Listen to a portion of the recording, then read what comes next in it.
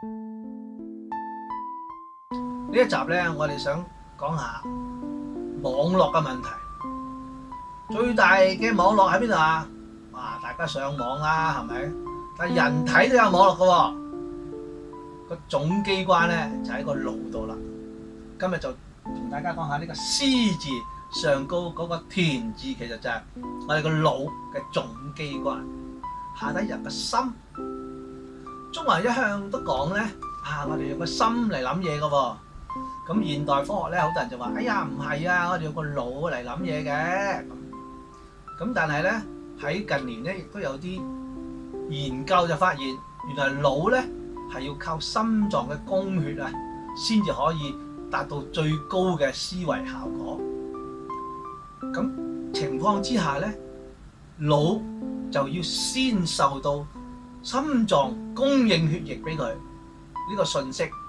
呢個信號咧就係比腦要開始思維早1/1000秒，即刻有呢個信息，即刻要加速心臟供血嘅能力。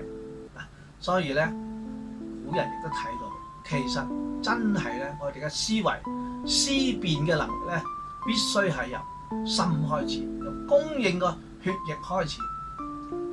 但係我哋而家喺網絡嘅世界係點咧？好多信息。唔知真定假，究竟我哋點樣去分辨呢？作為一個父母，我哋點樣同仔女去分辨呢啲網絡上排山倒海嘅信息？呢啲資訊分分鐘係危害我哋嘅下一代。我哋點樣去分辨佢呢？我哋要教佢點樣用正反去諗下事物。點樣有一個道德嘅底線？嗱，呢啲就係話好重要嘅思辨。仲有，我哋唔能夠偏埋一邊去想嘢，唔係話中國文化就係雄霸天下，唔係話西方文化就係全世界唯一嘅價值觀。我哋必須要仔細、好清楚，一一去反思。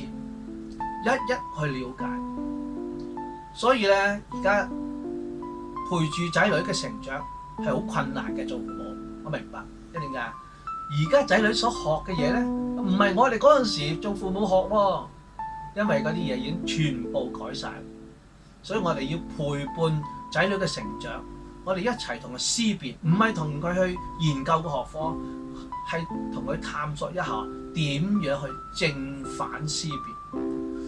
令到佢哋咧喺讀大學之前已經有一個好強嘅思辨能力，明白到唔可以偏執，唔可以隨便相信網絡虛擬世界嘅一啲錯誤嘅信息。嗱，希望大家咧去了解呢方面，陪伴仔女成長。多謝各位。